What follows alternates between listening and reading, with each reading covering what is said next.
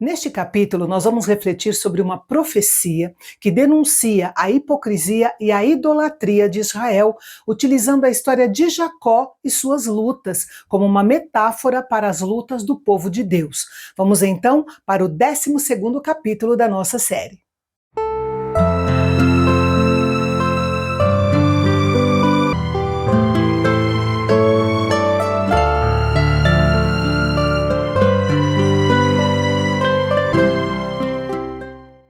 A palavra vento é empregada aqui de maneira figurada para denotar o que é vazio e vão, sem valor real ou benefício prático.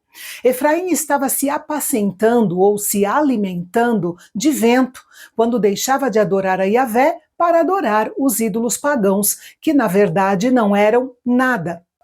O povo também corria atrás do vento leste, ou seja, em vez de confiar no Senhor, confiou em acordos e pagamentos às superpotências vizinhas. Era tolice da parte deles pensar que a Assíria ou o Egito eram nações mais poderosas ou confiáveis do que Yahvé. Sobre o vento leste, Adam Clarke observou o seguinte: ele não é apenas vazio, mas também perigoso e destrutivo. O vento leste era e ainda é, em todos os países, um vento ressecante, destruidor e prejudicial. Nos versículos 2 a 6, Oséias citou alguns acontecimentos da vida de Jacó para exemplificar como o povo de Israel agia exatamente como seu antepassado Jacó nos dias de Gênesis.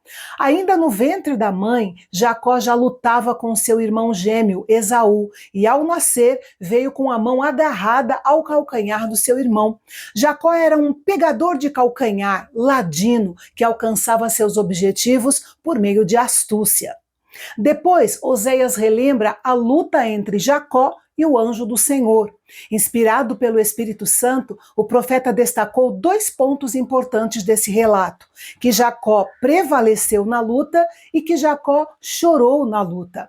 Costumava-se ter opiniões diferentes sobre a natureza dessa luta, mas todos concordam que não era uma luta comum. Pode-se dizer que Jacó prevaleceu da única maneira possível quando se luta com Deus, rendendo-se a Ele. É importante saber que Jacó chorou, porque isso nos ajuda a entender o nível do seu desespero e do seu quebrantamento. Seu choro provavelmente foi em decorrência da oração que ele havia feito. A luta na qual ele prevaleceu terminou com a certeza de que sua oração havia sido aceita e respondida. Além disso, Jacó saiu dali com uma nova identidade: Israel. Aquele encontro com o anjo do Senhor o transformou para sempre. Todo aquele que imita o patriarca Jacó experimenta o poder invencível dos justos. Isso porque nós também lutamos com Deus, cingidos com o poder da oração, rendidos aos seus pés, até que em sua bondade tenhamos resposta às nossas petições. Essa é a nossa vitória.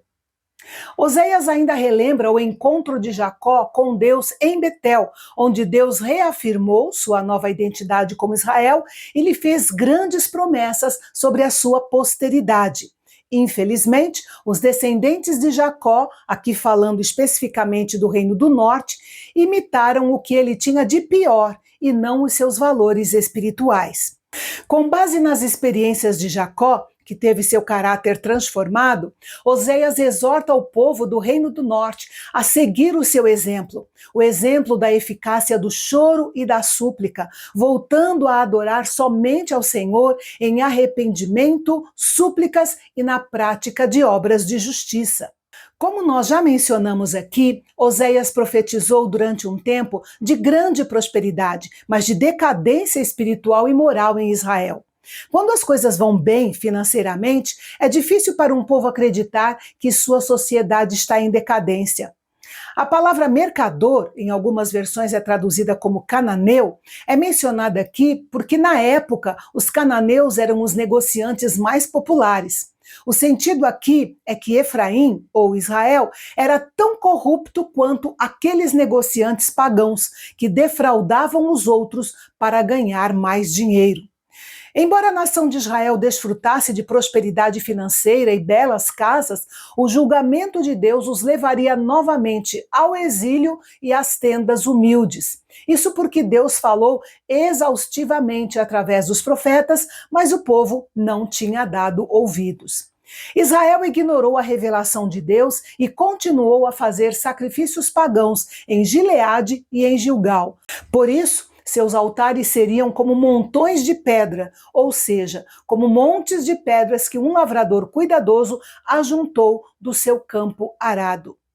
Nos versículos 12 e 13, o profeta Oséias volta a comparar a experiência do povo de Israel no Egito à experiência de Jacó na Síria.